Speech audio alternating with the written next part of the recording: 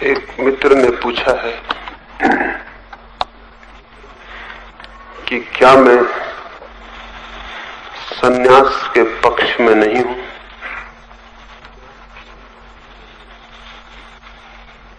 मैं सन्यास के तो पक्ष में हूं, लेकिन सन्यासियों के पक्ष में नहीं हूं।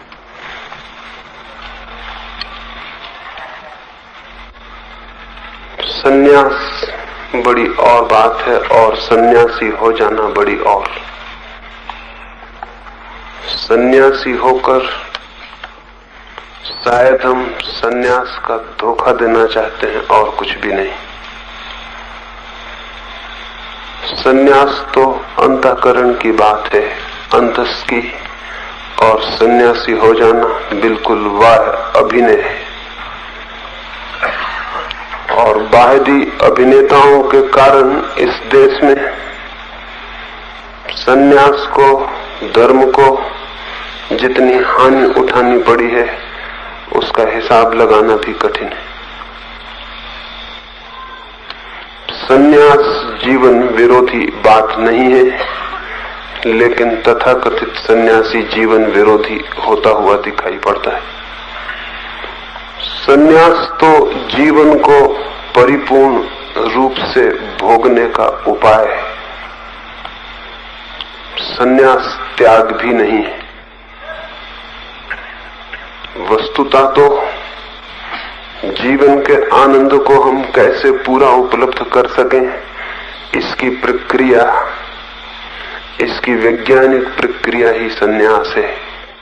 सन्यास दुख उठाने का नाम नहीं, और न जान के अपने ऊपर दुख ओढ़ने का, न जान के अपने को पीड़ा, तकलीफ और कष्ट देने का। सच्चाई तो ये है कि जो लोग थोड़े आत्मघाती वृत्ति के होते हैं, थोड़े सुसाइडल होते हैं, वे लोग सन्यास के नाम से स्वयं को सताने का, खुद को टार्चर करने का रास्ता खोज लेते हैं। दुनिया में जिनकी दुष्ट प्रकृति है, जिनका मस्तिष्क और मन वायलेंट और हिंसक है, वे दो तरह के काम कर सकते हैं। एक तो ये कि वे दूसरों को सताएं, और दूसरा ये कि अगर वे दूसरों को न सताएं तो खुद को सताएं। ये दोनों ही हिंसा के रूप हैं। जो आदमी दूसरों को सताने से अपने को रोकता है जबरदस्ती, वो अनिवार्य रूप से खुद को सताने में लग जाता है। फिर चाहे वो उसे तपश्चर्या कहता हो, त्याग कहता हो, या कोई और अच्छे नाम चुन लेता हो, इससे कोई फर्क नहीं पड़ता है। और स्मरण रखें, जो आदमी अपने को सताता है वो आदमी कभी भी अहिंसक नहीं हो सकता है। जो अपने को ही प्रेम नहीं करता, वो इस पृथ्वी पर किसी दूसरे को कभी प्रेम नहीं कर सकता है। दूसरों के प्रति दिखाया जाने वाला प्रेम धोखा और पाखंड है, क्योंकि जो खुद को ही प्रेम करने में समर्थ नहीं हो सका, वो और किसको प्रेम कर सकेगा। मेरी दृष्टि में सन्यासी वो है जो स्वयं को इतना प्रेम करता है कि इस स्वयं को प्रेम करने के कारण ही उसका जीवन आमूल परिवर्तित हो जाता है। स्वयं के प्रति इस गहरे प्रेम में ही उसके भीतर सबके प्रति प्रेम का जन्म होता है। सन्यास ऐसी चित्त दशा का नाम है जहां भीतर व्यक्ति ऐसे जीने लगता है जैसे कि हो ही नहीं, जैसे उसकी अस्मिता, उसका अहंकार, उसका ईगो खो गए हों, शून्य हो गए हों। वो हवाओं, पानी की भांति जीने लगता है। बाहर इसका ये अर्थ नहीं होता कि वो निष्क्रिय हो जाएगा, बल्कि उल्टे ही इसका ये अर्थ होता है कि वही सबसे ज्यादा सक्रिय हो जाएगा। जिसके चित्त के तल पर शून्य है, उसके परिधि पर, उसके जीवन की परिधि पर बड़ी सृजनात्मक क्रियाओं का आविर्भाव होता है। एक गाड़ी को आप चलते देखते हैं, चक्के घूमते चले जाते हैं, लेकिन चाक के बीच में जो कील है वो स्थिर बनी रहती है। वो कील की स्थिरता के कारण ही चक्का घूम पाता है। अगर कील भी घूम जाए तो फिर चक्का नहीं घूम पाएगा। कील ठहरी रहती है और जितनी स्थिर होती है उतना ही चाक घूम सकता है, सहजता से, सरलता से। सन्यासी ऐसा व्यक्ति है जिसका चित्त तो स्थिर है, लेकिन जिसके जीवन का चाक बड़ी गति से घूमता है। जिसके जीवन का चाक ही रुक गया हो वो आदमी मर गया, वो आदमी सन्यासी नहीं है। ऐसे ही मरे लोगों को हमने हजारों साल तक पूजा है, और ऐसे मरे लोगों की पूजा के कारण हमारे पूरे कौम की आत्मा धीरे धीरे जड़ हो गई है, मर गई है। इस देश में सन्यास के नाम पर पलायनवादी एस्केपिस्ट प्रवृत्तियों को अद्भुत रूप से पूजा मिली है। जो लोग जीवन को छोड़ दें, जीवन से भाग जाएं, जीवन के शत्रु हो जाएं, उन सबको हम आदर देते हैं। तो फिर अगर जीवन उजड़ जाता हो तो कसूर किसका है? फिर अगर जीवन बेरौनक हो जाता हो, अगर जीवन दुख से भर जाता हो और जीवन में आनंद की कोई वर्षा न होती हो, तो कौन जिम्मेवार है? फिर इसमें आश्चर्य क्या है? एक सन्यासी अपने भक्तों के बीच बोलता था। उसने एक प्रश्न किया। उसने अपने भक्तों से कहा, तुम में से कितने लोग स्वर्ग जाना चाहते हैं? सभी हाथ उठ गए, सिर्फ एक हाथ को छोड़कर।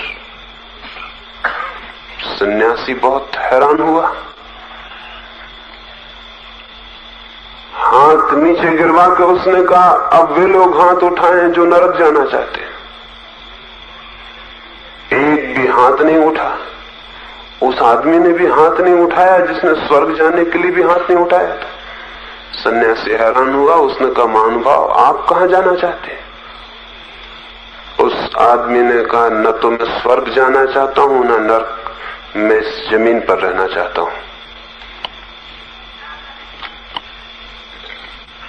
और इस जमीन को और इस जमीन के जीवन को आनंदित देखना चाहता हूं। ये तुम्हारे स्वर्ग जाने वाले लोग इस जमीन को नरक बनाने के कारण बने हैं, और नरक तो जाने को कोई तैयार नहीं है। सारे लोग स्वर्ग जाने को तैयार हैं, इस कारण ये पृथ्वी नरक हो गई है। क्योंकि इस पृथ्वी को कौन स्वर्ग बनाए? इस जीवन को कौन सुंदरता दे? इस जीवन की कुरूपता को कौन मिटाए? जो लोग जीवन को छोड़ने की शिक्षा देते हैं वे तो जीवन को सुंदर न बनाना चाहेंगे, क्योंकि जीवन अगर सुंदर हो जाए, उसकी सारी अगलीनेस, उसकी कुरूपता मिट जाए, तो शायद कोई जीवन को छोड़ने की, भागने की कल्पना भी ना करे। इसलिए जो लोग जीवन से भागने की शिक्षा देते हैं वे तो चाहते हैं कि जीवन जितना दुख, जितनी कुरूपता से भर जाए उतना अच्छा, क्योंकि तब छोड़ने की प्रेरणा और तीव्रता से अर्थ और अपील पकड़ लेगी। हमारे देश में या पुराने हजारों वर्षों में ऐसे लोग बहुत कम रहे हैं जिन्होंने इस पृथ्वी के प्रेम को प्रदर्शित किया हो, जिन्होंने ये कहा हो, हम इस जीवन को सुंदर, सत्य बनाना चाहते हैं।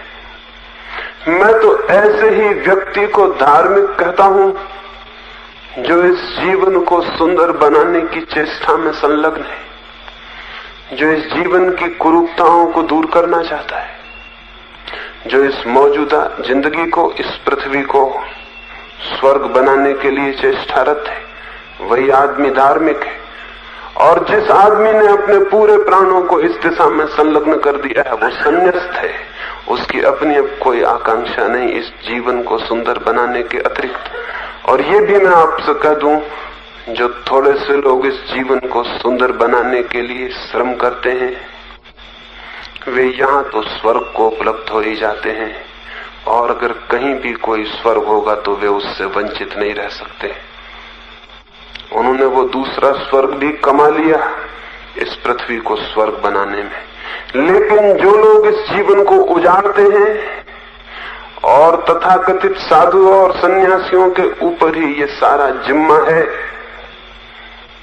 कि उन्होंने भागने की, छोड़ने की ऐसी हवा पैदा की, ऐसी वृत्ति पैदा की कि इस जीवन को बसाने की और बनाने का तो ख्याल ही खो गया।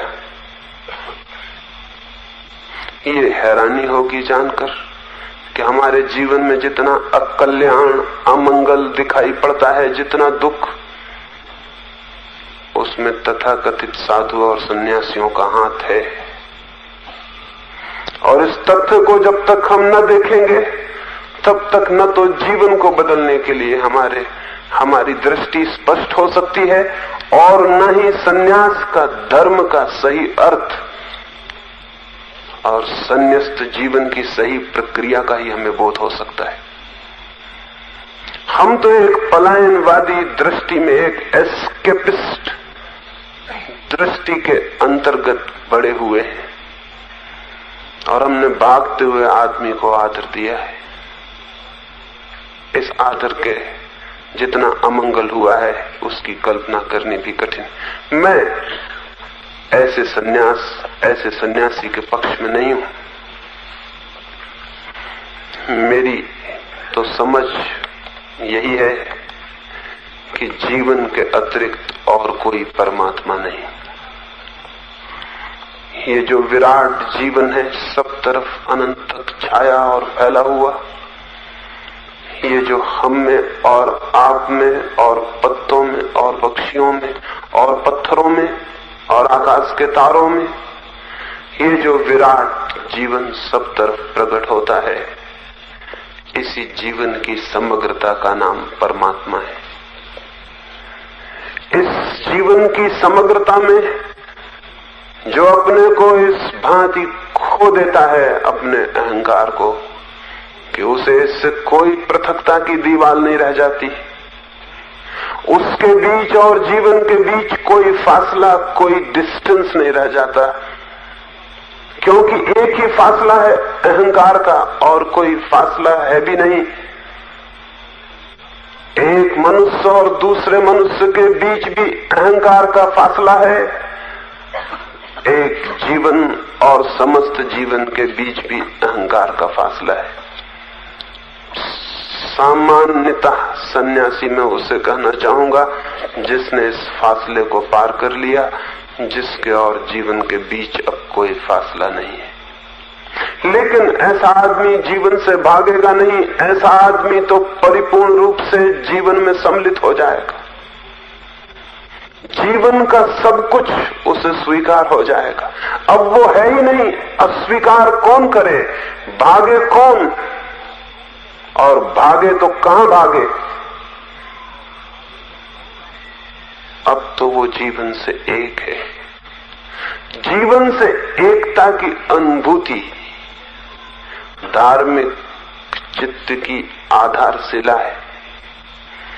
जो उस अनुभूति को उपलब्ध होता है उसे मैं सन्यासी कहूं। लेकिन सन्यासी के नाम से जो सब चलता रहा है, तो चूंकि हम उसके आदी हो गए हैं देखने के, इसलिए में ख्याल नहीं आता कि सन्यासी के नाम से कैसा पाखंड, कैसी एक्टिंग, कैसा अभिनय चल रहा है। अगर हमारी आंखें गहरी होंगी देखने को, तो हम ये देख पाएंगे कि फिल्मों के अभिनेता भी इतने कुशल अभिनेता नहीं है, क्योंकि बेचारे वे कम से कम इतना तो जानते ही हैं कि अभिनय कर रहे, लेकिन वस्त्रों को बदल लेने वाले सन्यासी, उनको ये भी पता नहीं है कि वे ये क्या कर रहे हैं। वस्त्रों को बदल लेना, घर द्वार को बदल लेना, जीवन के बाह्य आवरण में परिवर्तन कर लेने से कोई सन्यास नहीं उपलब्ध हो जाता है। कपड़े बदलने से आत्मा बदलने का क्या कोई संबंध है? कपड़े रंग लेने से क्या आत्मा के बदल जाने का कोई भी नाता है? और जिसको ये दिखाई पड़ता हो कि कपड़े बदल लेने का इतना मूल्य है, वो बहुत चाइल्डिश है, बहुत बचकाना है। अभी उसकी समझ जरा भी मैच्योरिटी को उपलब्ध नहीं हुई, वो प्रौढ़ नहीं हुआ है।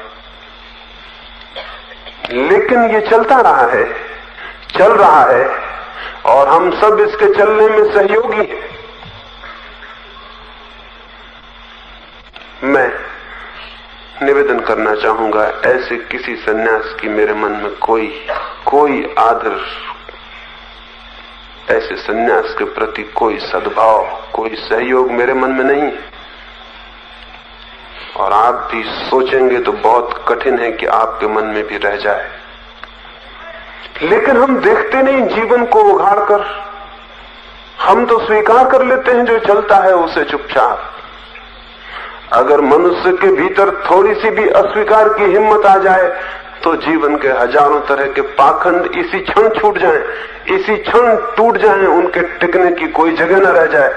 लेकिन हम अपनी शिथिलता में, हम अपने आलस्य में, हम अपनी नींद में आंख खोल के देखते भी नहीं। जो चल रहा है हम भी उसमें सहयोगी और साथी हो जाते। जीवन का इतना जो कुरूप रूप उपस्थित हो गया है, इसमें किन लोगों का हाथ है? उन्हीं लोगों का जिन्होंने किसी न किसी रूप में भी जीवन से भागने की, पलायन की, मोक्ष की, किन्हीं दूर की कल्पनाओं के लिए इस जीवन को कुर्बान कर देने की बातें की हैं, लोगों को समझाया है और लोगों में जीवन विरोधी, लाइफ नेगेटिव दृष्टि को जन्म दिया है। मैं तो लाइफ अफर्मेशन को, जीवन के स्वीकार को, जीवन के आदर को, जीवन के प्रति परिपूर्ण प्रेम को, जीवन जैसा है उस जीवन की समग्रता में उसकी स्वीकृति को ही सन्यास कहता हूं। जीवन को पूरे ढंग से जीना ही सन्यास है, भाग जाना नहीं, आंख बंद कर लेना नहीं। लेकिन ऐसा सन्यासी अभी पैदा होने को है जो जीवन का शत्रु ना हो, मित्र हो। और जिस दिन भी हम ऐसे सन्यासी को जन्म दे सकेंगे, उसी दिन धर्म और जीवन के बीच जो आज खाई खुदी है वो समाप्त हो जाएगी। जीवन और धर्म एक हो सकेगा। तब मंदिर और दुकान को अलग रहने की जरूरत न रहेगी। तब दुकान मंदिर हो सकती है। वैसे मंदिर तो बहुत दिनों से दुकान हो ही चुका है, लेकिन दुकान मंदिर नहीं हो पाई। तब बाजार जीवन की सघनता से पहाड़ की चोटियों पर भागने का कोई सवाल नहीं है। कपड़े बदलने का, घर द्वार छोड़ देने का नहीं कोई सवाल है। तब सवाल है स्वयं को बदल लेने का। और जो लोग स्वयं को नहीं बदलना चाहते, वे छोटी मोटी बदलाहट करके स्वयं को कंसोलेशंस दे लेते हैं, सांत्वना दे लेते हैं कि हमने अपने को बदल लिया। ये धोखा बहुत चल चुका। ऐसे सन्यास को अब कोई जगह आने वाली मनुष्य की चेतना में नहीं होनी चाहिए। और हमने बहुत अहित भी भोग लिया, हमने बहुत अमंगल भी भोग लिया। हमने जीवन को बहुत रूप से उपेक्षित करके दुखी, परेशान, बेचैन भी, अशांत भी बना लिया। लेकिन अब तक भी जीवन की परिपूर्ण स्वीकृति को लेने वाले धर्म को, विचार को हम जन्म नहीं दे सके। कहीं आसमान से वो पैदा होगा भी नहीं, हम ही उसे मार्ग देंगे तो वो पैदा हो सकता है। तो मैं सन्यास के तो पक्ष में हूं, लेकिन सन्यासी के नहीं, क्योंकि सन्यास एक और ही क्रांति है जिससे व्यक्ति गुजर जाता है, और सन्यासी हो जाना एक ढोंग है। जो लोग क्रांति से बिना गुजरे क्रांति से गुजर जाने का वहम पाल लेना चाहते हैं, उनके लिए बड़ा सुगम उपाय है। और कभी तो हैरानी होती है कि तथाकथित बड़े बड़े नाम भी बच्चे मालूम पड़ते हैं। उनके आग्रह इतनी छोटी छोटी बातों के होते हैं कि हैरानी होती है। और इतनी क्षुद्र बातों में जिनका चित्त लीन होता हो, इतनी क्षुद्र बातों में जो निरंतर ग्रस्त रहते हो, वे भी विराट की तरफ उड़ान भर पाते होंगे, इसकी कल्पना भी नहीं हो सकती।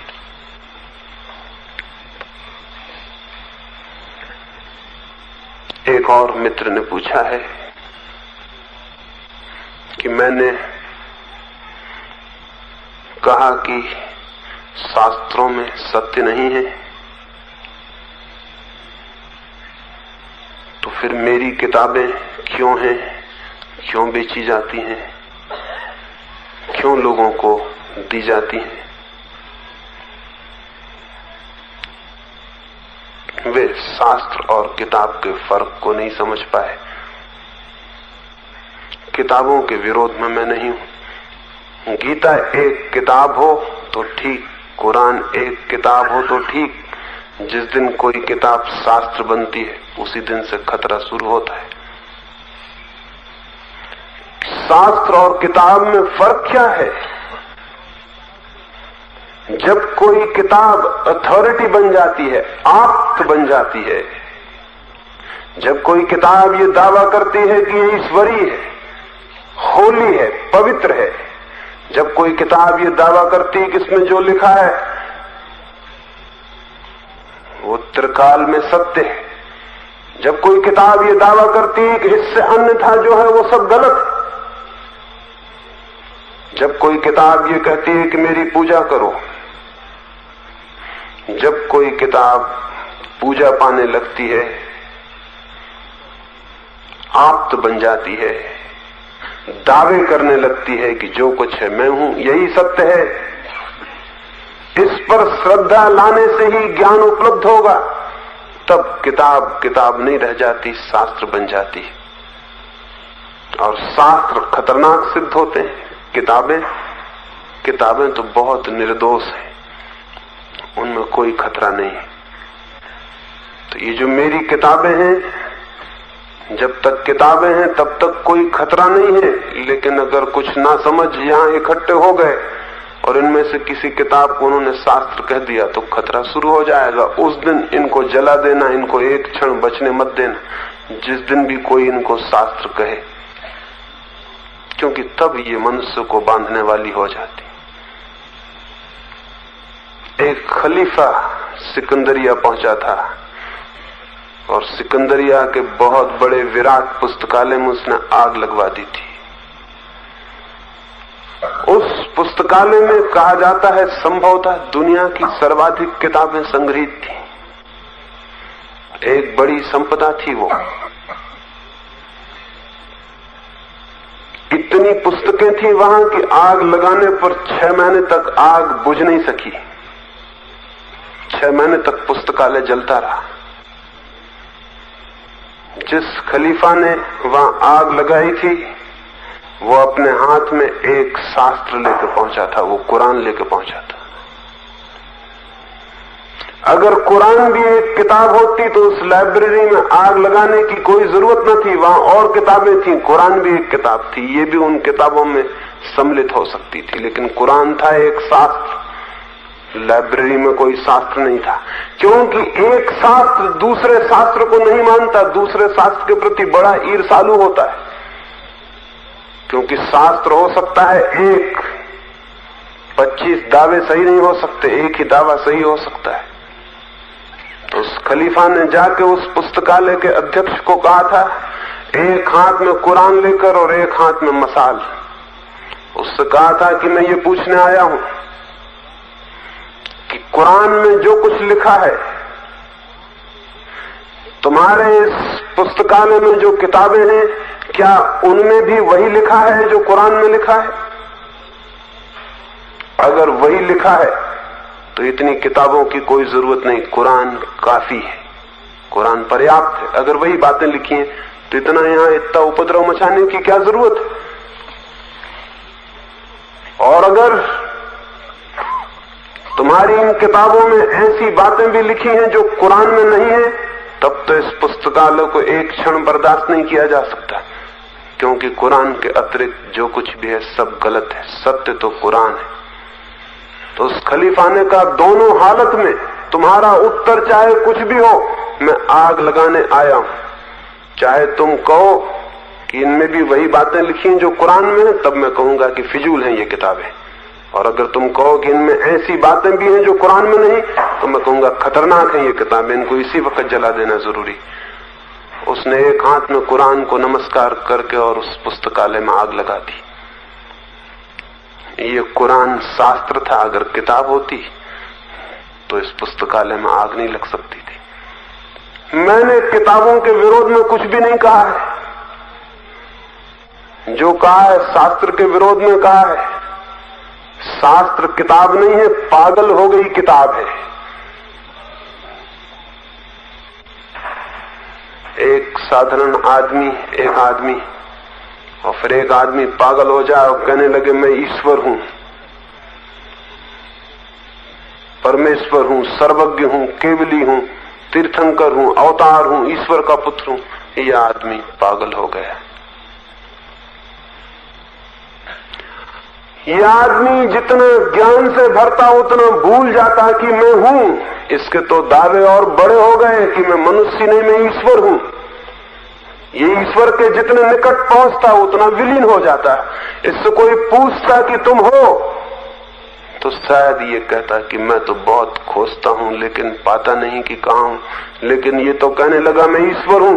और इतना ही कहे तो ठीक है, ये भी कहता है कि और अगर कोई कहता हो कि मैं ईश्वर हूं तो वो झूठ कहता है। एक मुसलमान राजधानी में एक आदमी ने आके घोषणा कर दी कि मैं पैगंबर हूं। उसे पकड़ लिया गया, उस बादशाह ने उसे कैद में बंद करवा दिया। 24 घंटे बाद उसके पास गया और उससे कहा, स्मरण रखो मोहम्मद के बाद अब कोई पैगंबर नहीं, इस तरह की बातें कहोगे तो मौत के सिवाय और कोई सजा नहीं होगी। 24 घंटे में कुछ अकल आई, उससे बहुत कोड़े मारे गए थे, पीटा गया था, भूखा रखा गया था, लहू लुहान कर दिया था, चमड़ी कट गई थी, वो बंधा था एक खंबे से। होश आया हो, माफी मांग लो तो छूट सकते हो। वो पैगंबर हंसा और उसने कहा कि तुम्हें पता नहीं, जब परमात्मा ने मुझसे कहा था मैं तुम्हें पैगंबर बना के भेज रहा हूं, तो उसने मुझे ये भी कहा था कि पैगंबरों पे मुसीबतें आती हैं। सो मुसीबतें आनी शुरू हो गई। इससे ये सिद्ध नहीं होता कि मैं पैगंबर नहीं हूं, इससे तो ये बिल्कुल सिद्ध होता है कि मैं पैगंबर हूं, क्योंकि हमेशा पैगंबरों पे मुसीबतें आती हैं, पत्थर मारे जाते, चोटें की जाती हैं। ये बात वो कह ही रहा था कि पीछे सींखों में बंद एक आदमी चिल्लाया कि बिल्कुल झूठ बोल रहा है। इस आदमी को 1 महीने पहले बंद किया गया था। उस सुल्तान ने पूछा कि कैसे तुम कहते हो झूठ बोल रहा है? उस आदमी ने कहा, आप भूल गए, मैं खुद परमात्मा हूं, मोहम्मद के बाद मैंने किसी को भेजे नहीं, यह आदमी बिल्कुल झूठ बोल रहा है। वो परमात्मा के जुर्म में गिरफ्तार किए गए थे 1 महीने पहले। उसने कहा ये बिल्कुल सरासर झूठ बोल रहा है कि पैगंबर, मैंने इसको कभी पैगंबर बनाया ही नहीं, मोहम्मद के बाद मैंने किसी को बनाया ही नहीं। अब इनको हम जानते हैं, इनका इलाज होना चाहिए। आदमी पागल हो गए, इनके अहंकार ने अंतिम घोषणा कर दी। इनका अहंकार फूल के अंतिम गुब्बारा बन गया। अब ये विक्षिप्त स्थिति की अंतिम सीमा पर है। जब आदमी पागल होते हैं तो वे पैगंबर होने के दावे शुरू कर देते हैं, और जब किताबें पागल हो जाती हैं भक्तों के कारण तो वे शास्त्र बन जाती हैं। शास्त्र के तो मैंने जो कुछ कहा जरूर कहा, लेकिन किताब के खिलाफ मैंने कुछ भी नहीं कहा है। गीता किताब रहे, कुरान किताब रहे, वेद किताब रहे, बड़ा स्वागत है उनका पुस्तकालय में और सब किताबों के साथ, उनको भी रैक पर जगह होगी, लेकिन शास्त्र अब दुनिया में नहीं चल सकते, क्योंकि शास्त्रों ने एक तरह का पागलपन पैदा किया है और शास्त्र सत्य की खोज में बाधा बन गए अपने दावों के कारण। और शास्त्रों पर विश्वास की शिक्षा ने मनुष्य को जड़ता सिखा दी है। विचार नहीं, चिंतन नहीं, आस्था, अंधी आस्था, अंधविश्वास। इसलिए मैंने कहा, तो मैं फिर से कह दूं, ये किताबें जरूर हैं यहां, जब तक ये किताबें हैं ठीक है, जिस दिन ये किताबें न हो इनके साथ वही करना जो शास्त्रों के साथ करना उचित होता है। एक साधु की अंतिम क्षण आ गया था मृत्यु का। जीवन भर उसके भक्त, उसे पूजने वाले, उसकी तरफ आंख उठा के देखने वाले उसके शिष्यों ने बार बार उससे कहा था कि तुम अपने जीवन के अनुभव एक किताब में लिख दो। वो साधु हमेशा टालता रहा था। अंतिम दिन लाखों लोग इकट्ठे हुए थे। उसने घोषणा कर दी थी कि आज सूरज के डूबने के साथ मैं समाप्त हो जाऊंगा। हजारों लोग उसके दर्शन को आए थे। सुबह ही सुबह उठ के उसने कहा कि मुझसे बहुत बार कहा गया था कि मैं कोई किताब लिख दूं। मैंने वो किताब अंततः लिख दी, और जो उसका सबसे प्यारा निकटतम मित्र था उससे उसने कहा कि ये तुम किताब संभालो, इसे संभाल के रखना, ये बहुत बहुमूल्य है, इसमें मैंने सब कुछ लिख दिया है जो सत्य है। ये हजारों वर्ष तक मनुष्य के लिए बड़ी ऊंची संपदा सिद्ध होगी। ये कह के उसने अपने मित्र और शिष्य के हाथ में वो किताब दी। लोगों ने जय जयकार किया, तालियां पीटी, उनकी वर्षों की आकांक्षा पूरी हो गई थी। लेकिन उस शिष्य ने जिसे किताब दी गई थी, किताब हाथ में लेके पास में जलती अंगीठी में डाल दी। झक से किताब जल गई। सारे लोग हैरान रह गए, सारे लोग परेशान हो गए कि ये क्या किया। इतने वर्षों की प्रार्थना के बाद किताब लिखी गई थी और खुद गुरु ने कहा संभाल के रखना, और इसने आग में डाल दी। लेकिन गुरु की आंखों में खुशी के आंसू आ गए। उस युवक को अपनी छाती से लगा लिया और उसने कहा कि मैं खुश हूं, कम से कम एक आदमी मुझे समझ सका है। मैंने जीवन पर यही कहा कि किताबों से सत्य नहीं मिल सकता है। अगर तुम किताब को संभाल कर रख लेते तो मैं दुखी मरता। मैं सोचता एक भी आदमी मुझे नहीं समझा। तुमने आग में डाल दी बात, तुमने किताब आग में फेंक दी। मैं बहुत आनंदित हूं इस अंतिम क्षण में, और आखिर में तुम्हें बता देता हूं कि उस किताब में मैंने कुछ भी नहीं लिखा था, क्योंकि सत्य लिखा नहीं जा सकता है। वो किताब कोरी थी, अगर तुम बचा भी लेते तो कोई खतरा नहीं हो सकता था। वो किताब शास्त्र नहीं बन सकती थी। लेकिन मैं आपसे कह सकता हूं कि वो गुरु गलती में भी हो सकता था, क्योंकि भक्त ऐसे हैं कि किताब खोल के कभी देखते नहीं कि उसमें लिखा क्या है। वो गुरु गलती में भी हो सकता था वो किताब भी शास्त्र बन जाती, उसकी भी पूजा चलती और घोषणाएं चलती कि हमारे किताब में सबसे बड़ा सत्य है। झगड़े चलते, हत्याएं हो जाती, और शायद ये भी हो सकता था कोई खोल कर देखते नहीं कि वहां कोरे पन्ने, वहां कुछ भी नहीं है। और अगर आप कोई भी शास्त्र खोल कर देखेंगे तो पाएंगे वहां भी कोरे पन्ने हैं, वहां भी कुछ नहीं, कोई सत्य वहां नहीं है। स्याही के धब्बों से थोड़ी सत्य मिल सकता है, कागज के पन्नों पे थोड़ी सत्य लिखा जा सकता है। सत्य तो जीवंत अनुभूति है जो अपने हृदय के द्वार खोलता है, उसे उपलब्ध होता है। कागजों पर आंखें गड़ा लेने से नहीं, बल्कि जीवन में आंखें खोलने से। अगर पूछते ही हो कि क्या कोई भी शास्त्र नहीं है, एक भी, सभी किताबें हैं, तो अंत में इतना आपको जरूर कहूंगा, एक शास्त्र है, लेकिन वो कोई किताब नहीं है। जितनी किताबें हैं उनमें कोई भी शास्त्र नहीं है। एक शास्त्र है, लेकिन वो कोई किताब नहीं है, और वो शास्त्र किसी आदमी का बनाया हुआ नहीं है। वो ये जो सब तरफ फैला हुआ जीवन है, ये जरूर परमात्मा का शास्त्र है। जो इसे पढ़ने में समर्थ हो जाते हैं वे जरूर सत्य को उपलब्ध होते हैं। लेकिन इस शास्त्र को पढ़ने के रास्ते बड़े अलग हैं उन रास्तों से जो स्कूल में पढ़ने के सिखाए जाते हैं। स्कूल में तो किताब ही पढ़ने का रास्ता सिखाया जा सकता है, शास्त्र पढ़ने का नहीं। शास्त्र पढ़ने का, इस शास्त्र को जो परमात्मा का है चारों तरफ मौजूद,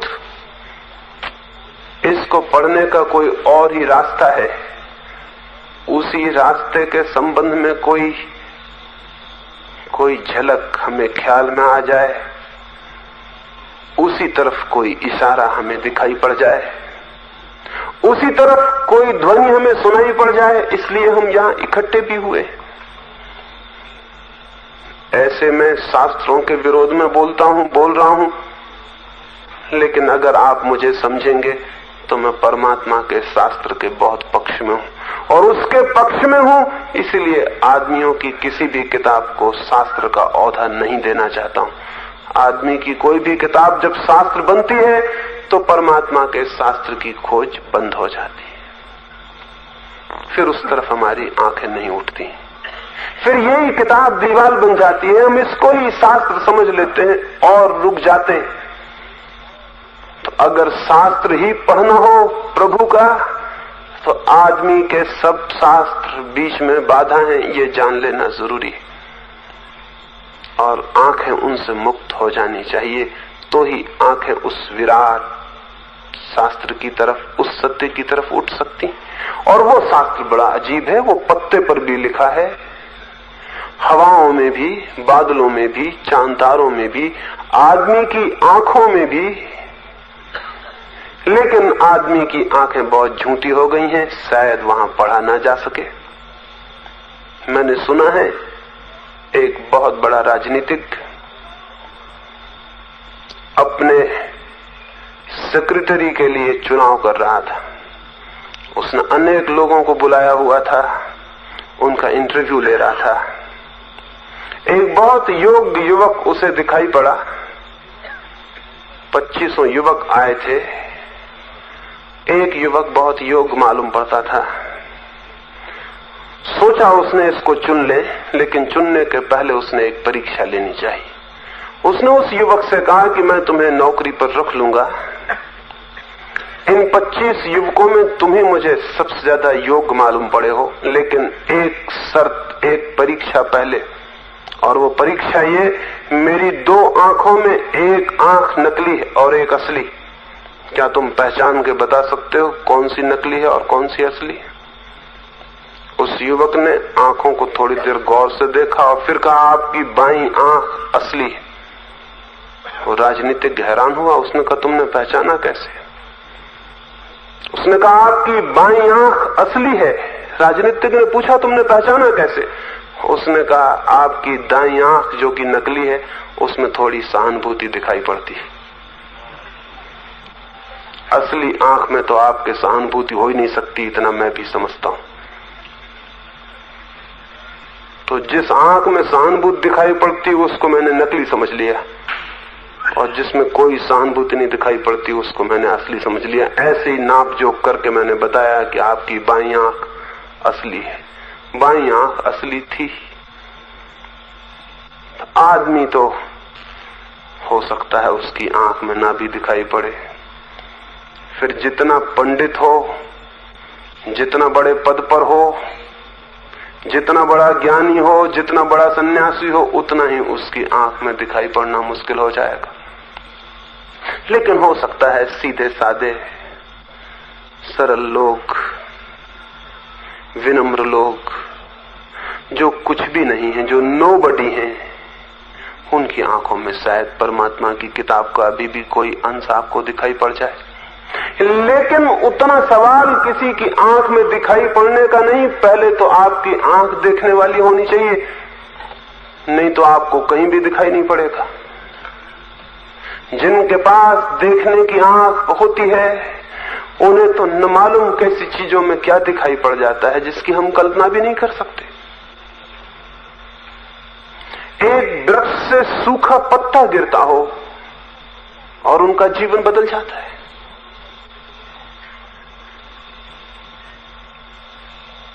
एक मटकी फूट जाए और उनका जीवन बदल जाता है। मैंने सुना है एक युवा सत्य की खोज में था और न मालूम कहां कहां भटका, और एक दिन पतझड़ होती थी और वृक्ष से सूखे पत्ते गिर रहे थे और हवाएं उन पत्तों को जगह जगह नचा रही थी, पूरब और पश्चिम, और वो युवक खड़ा देख रहा था और वो नाच उठा और उसे मिल गया जिसकी वो खोज में था। और बाद में जब लोग उससे पूछे तूने मिला क्या उन सूखे पत्तों को हवा में उड़ते देखकर, उसने कहा सूखे पत्तों को हवा में उड़ते देखकर मुझे मेरे संबंध में सारी समझ आ गई। मुझे दिखाई पड़ा मैं भी एक पत्ते से ज्यादा कहां हूं, जिसे हवाएं पूरब ले जाती हैं तो पूरब जाता, पश्चिम ले जाती हैं तो पश्चिम जाता, और तब से मैं एक सूखा पत्ता ही हो गया हूं। अब मेरा कोई रेसिस्टेंस नहीं है, अब जीवन के प्रति मेरा कोई विरोध नहीं, जीवन जहां ले जाता है मैं चला जाता हूं। और जिस दिन से मैंने अपना विरोध छोड़ दिया है जीवन से, उसी दिन से मेरे जीवन का सारा दुख विलीन हो गया। अब मैं जानता हूं कि मैं दुखी था अपने कारण, चूंकि मैं था। अब मैं सूखे पत्ते की तरह हूं, हवाएं जहां ले जाती हैं चला जाता हूं, हवाएं नहीं ले जाती तो वहीं पड़ा रह जाता हूं। हवाएं आकाश में उठा लेती हैं तो आकाश में उड़ जाता हूं, हवाएं नीचे गिरा देती हैं तो नीचे गिर जाता हूं। अब मेरा अपना कोई होना नहीं, अब मैं नहीं हूं, अब हवाएं हैं, मैं एक सूखा पत्ता हूं, लेकिन ये मुझे एक सूखे पत्ते से ही दिखाई पड़ा था। देखने वाली आंख होगी तो दिखाई पड़ गया, नहीं तो सूखे पत्ते इस माथेरान में कितने नहीं है, और आपके पैरों के नीचे कितने नहीं आके कुचल जाते होंगे, और आपकी आंखों के सामने कितने नहीं वृक्षों से गिर जाते होंगे। लेकिन सूखे पत्ते क्या करेंगे?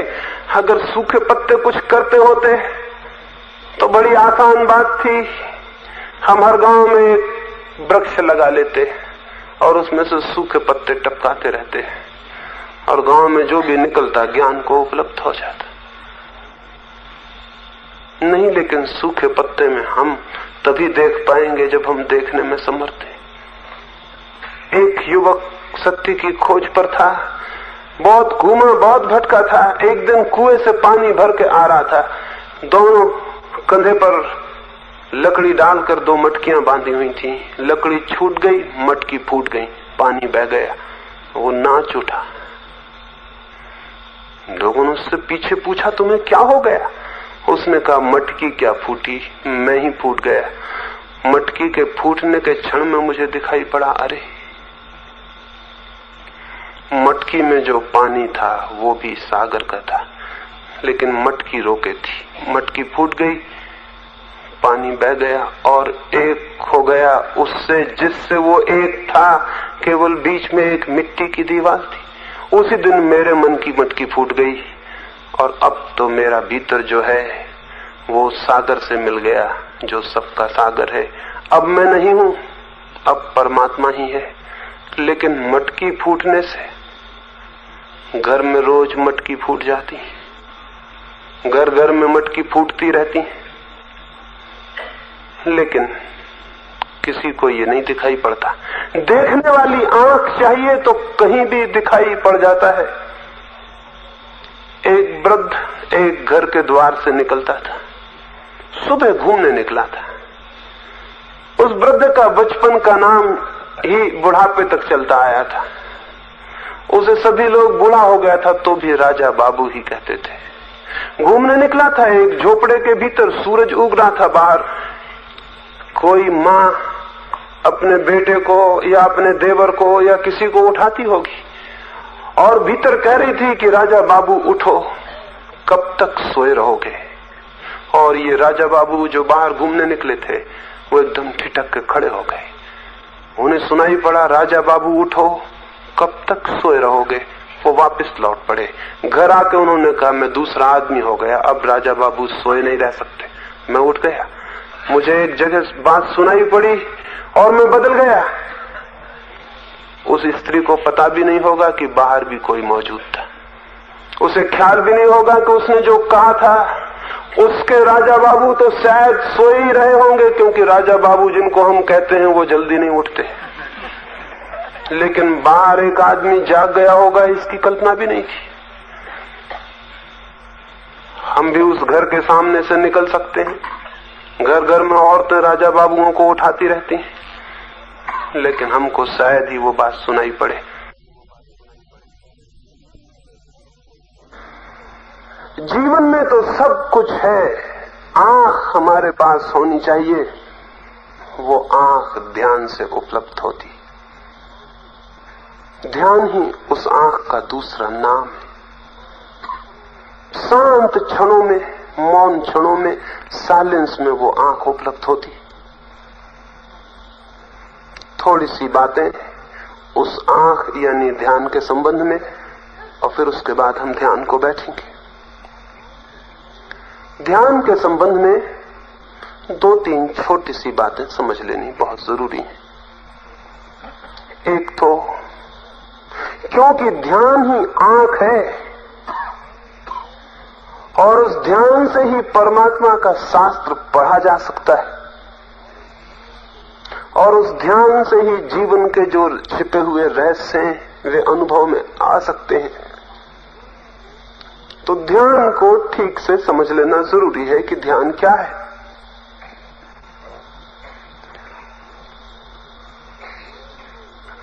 ध्यान को समझने में सबसे बड़ी जो बाधा है वो ध्यान के संबंध में हमारी बहुत सी धारणाएं, वे धारणाएं रोक देती हैं। समझ हम नहीं पाते कि ध्यान क्या है।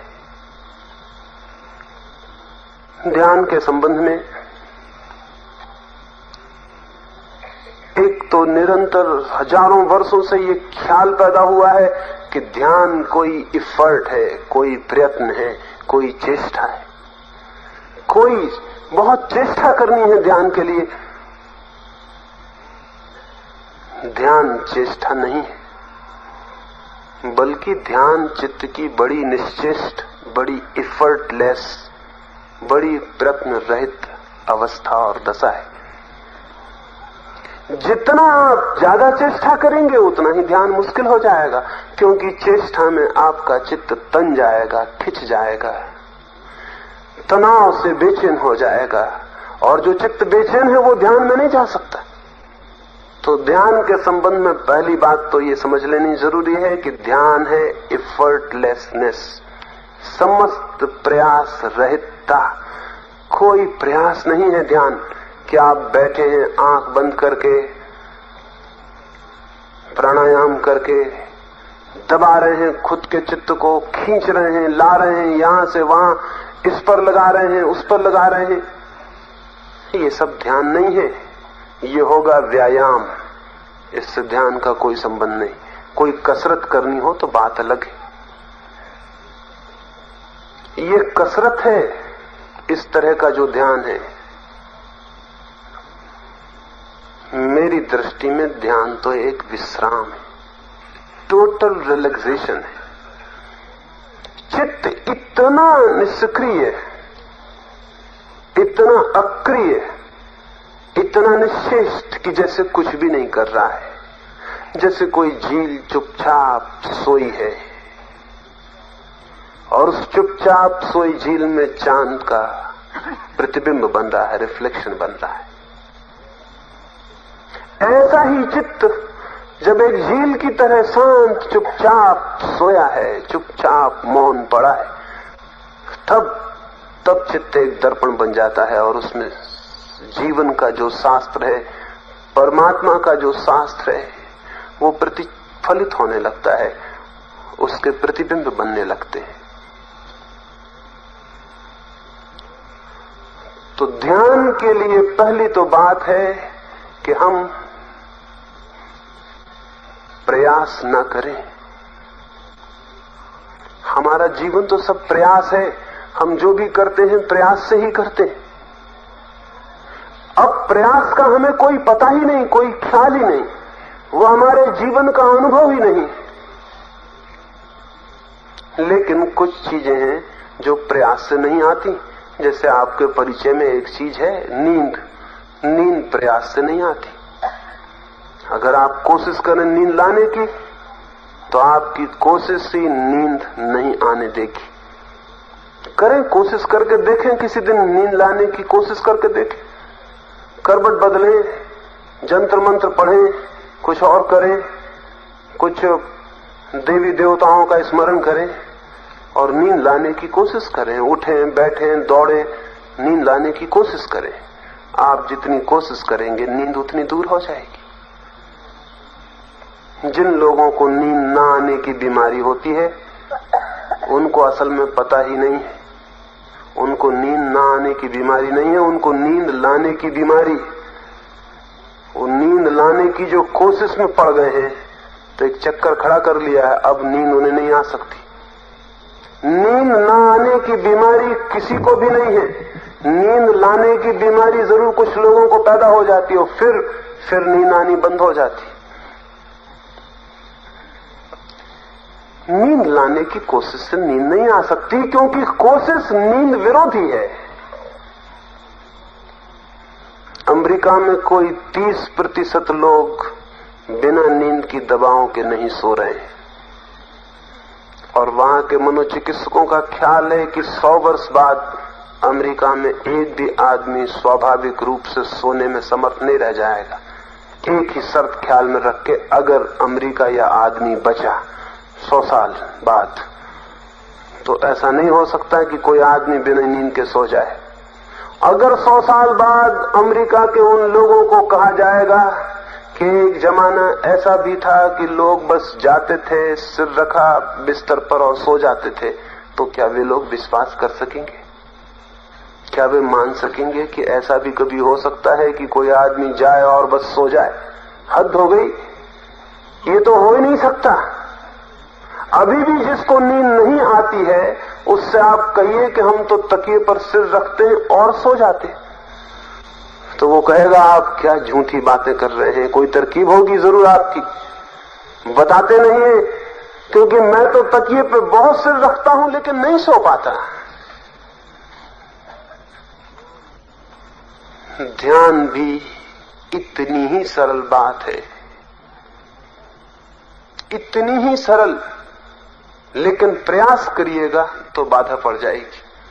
तो अभी हम जब यहां अभी रात्रि के ध्यान के लिए बैठेंगे तो एक बात ख्याल में रखिए, कोई प्रयास नहीं करना है, ढील ढाले चुपचाप रह जाना है, कोई चेष्टा नहीं करनी, ध्यान लगाने की लाने की कोई कोशिश नहीं करनी। फिर आप कहेंगे हम क्या करेंगे? बस आप एक ही कृपा करें, कुछ ना करें और ध्यान आना शुरू हो जाएगा। लेकिन ये काम बड़ा कठिन है। अगर करने का होता तो आप कर देते, चाहे वो कितनी कठिन होता, लेकिन न करने का काम बड़ा कठिन है, क्योंकि हमारी पकड़ में नहीं आता कि हम क्या करें। और न करने की हमारी कोई आदत नहीं है कि हम खाली बैठ जाएं और कुछ ना करें। हम कहेंगे कुछ तो बताइए, राम राम जपें, माला दे दीजिए, कुछ बताइए, हम कुछ करें। मेरे पास रोज लोग आते हैं, वे कहते हैं सब ठीक है, लेकिन आप कुछ तो बता दीजिए कि हम करें, करने जैसा कुछ बता दीजिए तो फिर सब ठीक हो जाए। अब कठिनाई ये है कि जैसे ही आपने करना शुरू किया आप ध्यान के बाहर हो गए। करना यानी ध्यान के बाहर हो जाना, न करना, नो एक्शन यानी ध्यान में हो जाना। ना करने की सारी बात है, कुछ भी ना करें। लेकिन आप कुछ ना भी करेंगे तो भी भीतर तो विचार चलेंगे ही, उनकी तो आदत है निरंतर की, वो भीतर गतिमान होते रहेंगे, उनका चक्कर भीतर चलता रहेगा। उनके साथ क्या करें? उनके साथ भी कुछ ना करें, चुपचाप उन्हें देखते रहे। वे आपका बिगाड़ भी क्या रहे, वे आपका क्या हर्ज कर रहे हैं? आपका कौन सा नुकसान हुआ जा रहा है? झिंगुर बोल रहे हैं दरख्तों पर, आकाश में बादल चल रहे हैं, हवाएं बह रही हैं, ऐसे ही विचार चल रहे हैं। आप परेशान क्यों हैं उनसे? लेकिन हमें सिखाया गया है विचारों को रोको। विचारों को रोक लिया तो ध्यान हो जाएगा। हो गई मुसीबत, विचार रोक नहीं सकेंगे आप और ध्यान कभी होगा नहीं। विचार को रोकने की कोशिश ही विचार को निमंत्रण है। विचार का सीधा सा सूत्र है, जिस चीज को हम रोकना चाहेंगे विचार के तल पर, वो चीज दुगने बल से आनी शुरू हो जाएगी। रोक के देख लें कोई एक आध विचार, कोशिश कर लें कि इसको हम ना आने देंगे। सुनी होगी कथा आपने, तिब्बत के एक फकीर के पास एक युवक गया था, उससे चाहता था कोई मंत्र दे दे, कोई सिद्धि हो जाए। उस फकीर ने बहुत समझाया, कोई मंत्र मेरे पास नहीं, कोई सिद्धि मेरे पास नहीं, मैं बिल्कुल सीधा साधा आदमी हूं, मैं कोई बाजीगर नहीं हूं, कोई मदारी नहीं हूं। किन्हीं मदारियों के पास जाओ। वैसे कई मदारी साधु सन्यासी के वेश में उपलब्ध होते हैं, उन्हें खोज लो कहीं, वो शायद कोई तुम्हें दे दे। लेकिन वो युवक माना नहीं। जितना उस साधु ने समझाया कि जाओ, उतना ही उसे लगा कि है कुछ इसके पास, रुको। पर उसे पता नहीं चला कि यही सीक्रेट था, इसी में वो उलझ गया। साधु धक्के देने लगा कि जाओ, दरवाजे बंद कर लेता। हमारे मुल्क में ऐसे साधु सारी दुनिया में होते हैं, पत्थर मारेंगे, गाली देंगे। जितना पत्थर मारेंगे, जितना गाली देंगे, उतने ही रसलीन भक्त उनके आसपास इकट्ठे होंगे, क्योंकि ये आकर्षण बन गया कि जरूर कुछ होना चाहिए। यहां जहां कुछ होता है वहां से भगाए जाते हैं, तो जरूर यहां कुछ होना चाहिए। कई होशियार लोगों को ये तरकीब पता चल गई, वो पत्थर फेंकने लगे, गाली देने लगे, गोबर फेंकने लगे, लोगों को चिल्लाने लगे यहां मत आओ, और लोग वहां इकट्ठे होने लगे। इकट्ठा करने का ये एक ढंग हुआ। उस साधु ने बेचारों को पता नहीं था, वो तो सहज ही उसे भगाता था, लेकिन वो युवक पीछे पड़ गया। वो आके दरवाजे पर बैठा रहता, पैर पकड़ लेता। आखिर उसने देखा कि कोई रास्ता नहीं, इसे मंत्र देना ही पड़ेगा। और उसने मंत्र दिया भी, लेकिन उसको मंत्र मिल नहीं सका। एक कंडीशन, एक शर्त लगा दी और सब गड़बड़ हो गया। सभी होशियार लोग कुछ न कुछ शर्त जरूर पीछे लगा देते हैं, ताकि जब मंत्र सिद्ध ना हो तो कहने को रह जाए कि शर्त पूरी नहीं हुई। नहीं तो मंत्र तो बराबर सिद्ध होता। शर्त तुमने पूरी नहीं की, कसूर तुम्हारा है। और शर्त कुछ ऐसी होती है कि वो पूरी हो ही नहीं सकती। उसने एक शर्त लगा दी, उसने कहा ये मंत्र ले जाओ, 5 ही बार पढ़ना, सिद्ध हो जाएगा आज रात। लेकिन जैसे ही वो उतरने लगा सीढ़ियों से मंत्र लेकर, उसने कहा ठहरो, मैं शर्त तो भूल ही गया बताना, उसके बिना तो कुछ होगा नहीं। कौन सी शर्त? का बंदर का स्मरण ना आए, बस 5 बार पढ़ लेना बिना बंदर को स्मरण किए, सब ठीक हो जाएगा। उस युवक ने कहा क्या शर्त बताई है आपने? भी फिजूल जिंदगी हो गई, मुझे बंदर का स्मरण नहीं आया। मैं कोई डार्विन का भक्त थोड़ी हूं कि मुझे बंदर का स्मरण आता हो। मैं डार्विन को मानता ही नहीं। मैं ये विकासवाद, ये एवोल्यूशन कुछ नहीं मानता। बंदर से मेरा क्या नाता? बंदर कोई मेरे माँ बाप थोड़ी है। लेकिन उसे पता चला कि डार्विन को मानो या न मानो, बंदर को रोक लगा दी गई थी। बंदर आना शुरू हो गया। वो चला भी था, सीढ़ियां भी नहीं उतर पाया था कि उसने देखा भीतर बंदर मौजूद हो गया। वो बहुत घबराया। बाहर बंदर हो तो भगा भी सकते हैं, अब भीतर हो तो क्या करें? घर पहुंचते पहुंचते उसने एक बंदर को हटाने की कोशिश कर पाया कि और बंदर चले आ रहे। घर पहुंचते पहुंचते उसके मन में बंदर ही बंदर बैठ गए। सब तरफ से वो उसे चिढ़ा रहे हैं, सब तरफ से पूंछ हिला रहे हैं। अब बहुत मुश्किल हो गई। वो तो बहुत घबराया कि अजीब बात है, आज तक जीवन में ये बंदरों से कभी कोई संबंध नहीं रहा, कोई मैत्री नहीं रही, कोई वास्ता नहीं रहा इन बंदरों से। ये हो क्या गया है मुझे? नहाया, धोया, सब उपाय किए, अगरबत्ती जलाई, धूप दीप जलाए, जैसे कि धार्मिक लोग करते हैं, जैसे इनसे कुछ हो जाएगा। कमरा बंद किया, नहा धो के बैठा, लेकिन कितने ही नहा धो, बंदर कोई पानी से डरते नहीं। और कितनी धूप दीप जलाओ, बंदरों को पता भी नहीं उनका। और बंदर बाहर होते तो कोई उपाय भी था, बंदर थे भीतर, उनको निकालने का कोई रास्ता ना था। वो जितनी आंख बंद करने लगा, रात जितनी बीतने लगी, मंत्र हाथ में उठाता था, मंत्र बाहर ही रह जाता था, बंदर भीतर। सुबह तक वो घबरा गया,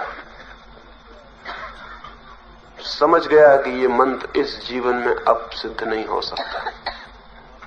गया, साधु को मंत्र वापस दिया और कहा अगले जन्म में फिर मिलेंगे, लेकिन ख्याल रखना ये कंडीशन फिर से मत लगा देना, ये शर्त मत लगा देना दोबारा, मुश्किल हो जाएगा। ये बंदर तो हद हो गई, निकालना चाहा तो बंदर मौजूद हो गए। आप भी कुछ निकालना चाहें, जिसे निकालना चाहें वो मौजूद हो जाएगा। ये सीक्रेट ट्रिक है, ये तरकीब है भीतर कि आपको समझाया जाता है विचारों को निकालो, फिर आप आंख बंद करके बैठे, वो निकलते नहीं है, वो और चले आ रहे हैं, अब आप परेशान हुए जा रहे हैं। और जिनने कहा है आपसे विचारों को निकालो, उन्हीं के पास पहुंच रहे हैं सलाह के लिए कि कैसे विचारों को निकालें। वे कहते हैं और ताकत लगाओ, जितनी आप ताकत लगाओगे उतना ही निकालना असंभव होता चला जाएगा। और तब आप सिर पीट लोगे और उनसे पूछोगे कि एक्सप्लेनेशन क्या है इस बात का कि मैं निकालने की कोशिश करता हूं, विचार तो निकलते नहीं। वे कहेंगे इसमें पिछले जन्मों के पापों का फल है, इसमें प्रारब्ध है, इसमें परमात्मा का हाथ है, इसमें और न मालूम कितनी बातें वो आपसे कहेंगे। और आपको वो भी मान लेनी पड़ेंगी, क्योंकि विचार आप निकाल नहीं सकते, तो कोई एक्सप्लेनेशन तो चाहिए कि आपको समझ में आ जाए कि विचार क्यों नहीं निकलते।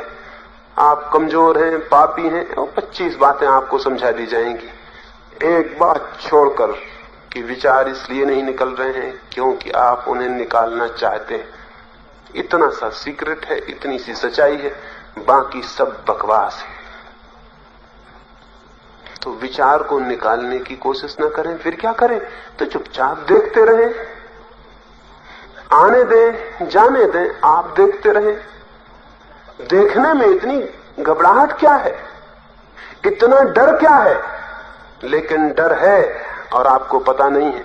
और जब तक आपको उस भय का, उस फियर का पता ना हो जाए, तब तक आप देखने में भी समर्थ नहीं हो सकते। मैं लाख कहूं कि देखते रहें, आप देख नहीं सकते, क्योंकि देखने के पीछे भी हजारों साल की परंपरा ने एक भय पैदा कर दिया। वो परंपरा ये कहती कि बुरे विचार मन में नहीं होने चाहिए। सो आपने सब बुरे विचार भीतर दबा के उनके ऊपर बैठ गए हैं आप। तो जब भी आप शांत होकर देखना शुरू करेंगे तो अच्छे विचार तो कम आएंगे, बुरे विचार ज्यादा आएंगे, फिजूल विचार ज्यादा आएंगे जिनको आप दबा के बैठे हुए। और उनसे डर लगता है क्योंकि सिखाया गया है बुरे विचार नहीं होने चाहिए। तो उस भय के कारण देख भी नहीं सकते, भय के कारण दबाना चाहते हैं, दबाते हैं, उपद्रव शुरू हो जाता है, मन में बंदर इकट्ठे होने लगते, फिर मंत्र सिद्ध नहीं होता है। पहली बात, ये भय छोड़ दें कि बुरा विचार है या अच्छा विचार है। सब विचार एक जैसे हैं, सब विचार एक जैसे हैं। विचार सिर्फ विचार है, उसको तो सिर्फ देखें, ये भय मन से निकाल दें कि बुरा विचार ना उठाए कहीं। जो भी विचार चल रहे हैं उनके चुपचाप साक्षी रह जाएं, उन्हें चलने दें। बुरा चले तो बुरे को, अच्छा चले तो अच्छे को। आप कौन है बाधा देने वाले? आप कौन है निर्णय करने वाले कि कौन बुरा है कौन अच्छा? आप क्यों ये जजमेंट लेना चाहते हैं? ये क्यों आप तय करना चाहते हैं कि ये अच्छा है ये बुरा? आपको पता है क्या अच्छा है और क्या बुरा है? काश यही पता होता तो सब बदल गया होता अब तक। ये बिल्कुल पता नहीं, तो चुपचाप निकलने दें जो भी निकल रहा है। लाल मुंह के बंदर अच्छे हैं और काले मुंह के बुरे हैं, ऐसा मत सोचें। बंदर बंदर हैं, चाहे लाल मुंह के चाहे काले मुंह के। वो अच्छे और बुरे का सवाल न रखें। अच्छे और बुरे के कारण ही आपका चित्त दुविधा से भर जाता है। डर जाते हैं आपके कहीं बुरा विचार तो नहीं आ रहा। नहीं, विचार सब एक जैसे हैं, न कोई बुरा है और न कोई अच्छा है। विचार विचार है। आप सिर्फ देख रहे हैं, एक रास्ते पर खड़े हैं, लोग जा रहे हैं, एक साधु जी जा रहे हैं, वो बहुत अच्छे हैं, एक चोर जा रहा है, वो बहुत बुरा है। आपको क्या लेना देना है? वो रास्ते से जा रहे हैं और किसको पता कौन अच्छा है कौन बुरा। हो सकता है साधु जी चोरी का विचार कर रहे हो सकता है चोर साधु हो जाने की योजना बना रहा। कोई पक्का नहीं है, कोई हिसाब तय नहीं है कौन कौन है। तो भीतर क्या क्या है, इसका बहुत ज्यादा निर्णय आप करेंगे तो आप जागरूक नहीं हो सकते। आप निर्णय में उलझ जाएंगे और निर्णय में उलझ गए तो आप विचार में उलझ जाएंगे और विचार में आप उलझ गए तो वो तो आप उलझे ही हुए। उससे निकलने का कैसे रास्ता बन सकता है? तो ख्याल में लें ये बात कि विचार सिर्फ विचार हैं और हम केवल तटस्थ साक्षी हैं। हम सिर्फ देख रहे हैं। न उन्हें निकालना है, न निकालने की कोई जरूरत है, न कोई सवाल है। सिर्फ देखना है। और जैसे जैसे आपका देखना गहरा होगा, आप पाएंगे कि जिनको आप कभी नहीं निकाल पाए थे वे नहीं आ रहे हैं। जैसे जैसे देखना गहरा होगा, आप पाएंगे ना अच्छा ना बुरा कोई भी नहीं आ रहा है। जिस दिन देखना पूरा होता है, जिस दिन वो अंतर्दृष्टि पूरी सजग होती है, उस दिन कोई विचार नहीं रह जाता। ना अच्छा ना बुरा, विचार मात्र नहीं रह जाता है। तो लोग आपसे कहेंगे कि विचार अलग कर दें तो ध्यान उपलब्ध हो जाएगा। मैं आपसे उल्टी बात कहना चाहता हूं, ध्यान को उपलब्ध हो जाए, विचार विलीन हो जाएंगे। और ध्यान का अर्थ है दर्शन, देखना। वो जो विचारों की धारा बह रही उसे देखना चुपचाप। इस प्रयोग को अभी हम करेंगे। इस प्रयोग को दो प्रकार से हम करते हैं यहां। एक तो सुबह बैठकर, क्या लेटना हो सके, सुबह बैठकर, क्योंकि सुबह हम जाग के उठते हैं, सारी जीवन की ऊर्जा जागी होती है। उस वक्त बैठकर इस प्रयोग को करते हैं, साक्षी होने के प्रयोग को। रात को हम लेटकर करते हैं, ताकि रात को आप अपने कमरे पर जब रात को सोने जाएं तो चुपचाप बिस्तर पर लेट के 15-20 मिनट इस प्रयोग में रहें और फिर सो जाएं। मूल्य इसका बहुत ज्यादा है। सोने के पहले अगर चित्त बिल्कुल शांत हो गया तो धीरे धीरे वो शांति पूरे रात में सरकती रहेगी। सोते क्षण में चित्त जिस स्थिति में होता है उसकी प्रतिध्वनि रात भर मन में गूंजती रहती है। अगर आप क्रोध में सो गए हैं तो रात भर क्रोध की हल्की सी धारा अंडर करंट पीछे दौड़ती रहेगी। अगर आप किसी के प्रेम के ख्याल में खो गए हैं तो प्रेम की एक हल्की धारा भीतर दौड़ती रहेगी। आप जिस चित्त की दशा में सांझ को सोते हैं, सुबह आप उसी दशा में उठते हैं। और अगर आप थोड़ा ध्यान देंगे तो आपको पता चल जाएगा कि रात्रि सोते समय आपका जो अंतिम विचार होता है, सुबह जागते वक्त वही आपका प्रथम विचार होता है। क्योंकि जहां आप सो गए होते हैं, सुबह आप वहीं जागते हैं। उसी विचार प्रक्रिया से फिर आपकी यात्रा शुरू हो जाती है। तो रात्रि का ये ध्यान बिस्तर पर लेटकर ही करना है और करते करते चुपचाप सो जाना है। क्या करेंगे ध्यान में? पहली बात, कुछ भी नहीं करेंगे। दूसरी बात, विचार चलेंगे, बाहर की आवाजें सुनाई पड़ेंगी। ये जिंगर बोल रहे हैं, इनको कुछ भी पता नहीं कि आप ध्यान करने बैठे, ये बड़े ना समझ, ये बोलते ही चले जाएंगे।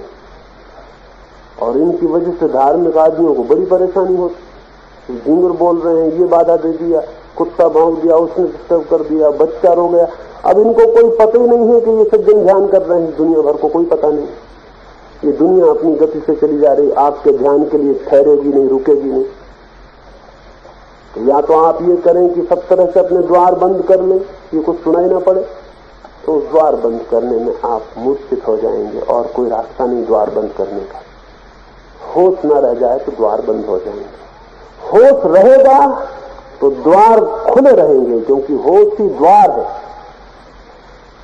तो या तो संवेदन शून्य हो जाए, मार्चिया का इंजेक्शन लगवा लें, अफीम खा लें, या राम राम राम राम जप के बेहोश हो जाए, कुछ ऐसा कर ले तो हो सकता है, लेकिन वो ध्यान नहीं है, सिर्फ बेहोशी है, सिर्फ मूर्छा है। वो सेल्फ हिप्नोटिक स्लीप, खुद पैदा की गई नींद से ज्यादा नहीं। फिर क्या करें? इसके प्रति जागे रहें, जैसा चित्त में विचार चलेंगे उनके प्रति भी जागे रहें। झिंगुर बोलेंगे, ये झिंगुरों के विचार चल रहे हैं, आपके भीतर अपने विचार चल रहे हैं, झिंगुर बेचारे अपने विचार चला रहे हैं, पता नहीं वे कोई संदेश भेज रहे हैं प्रेम का या क्या कर रहे हैं। पत्ते हिलेंगे, हवाएं अपना काम कर रही हैं, सब चलेगा। इस सब के प्रति भी जागे रहना है। लेटने में जब आप बिस्तर पर लेटेंगे, उस तरह थोड़ी कोशिश यहां भी करेंगे। ये मानना तो आपको बहुत कठिन पड़ेगा कि आपका बिस्तर है। यहां भी हम लेट जाएंगे और लेट के सारे शरीर को शिथिल छोड़ देंगे।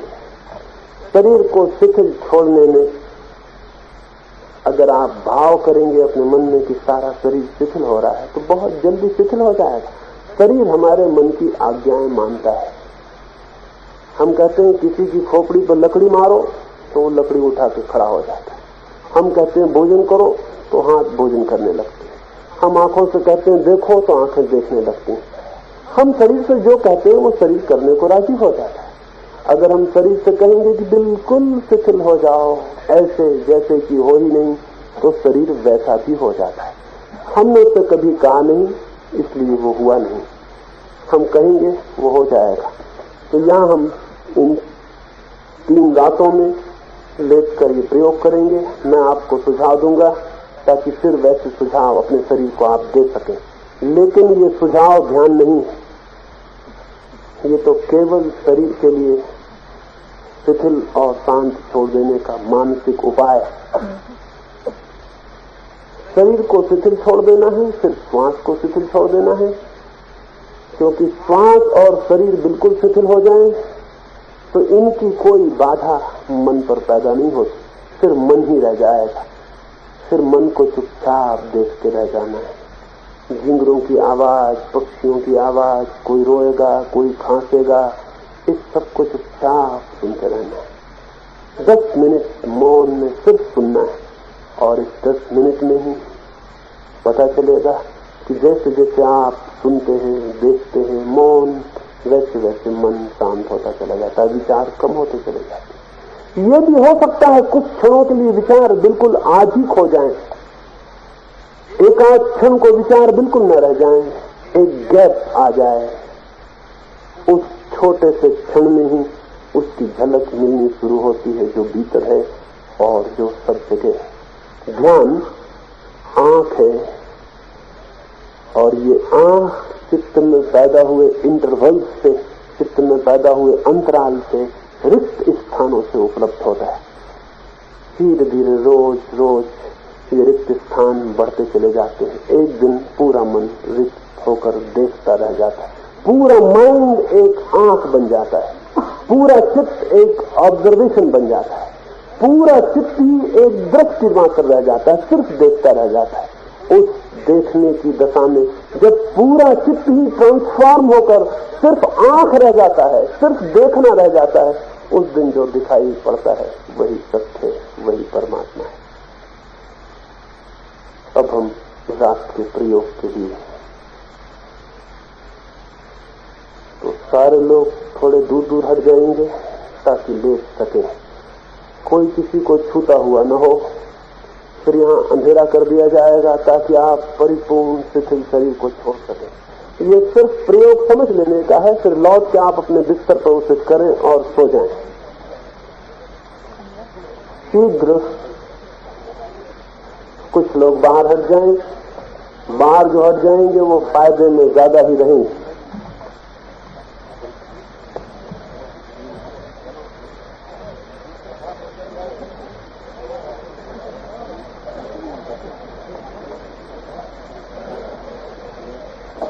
बातचीत न करें,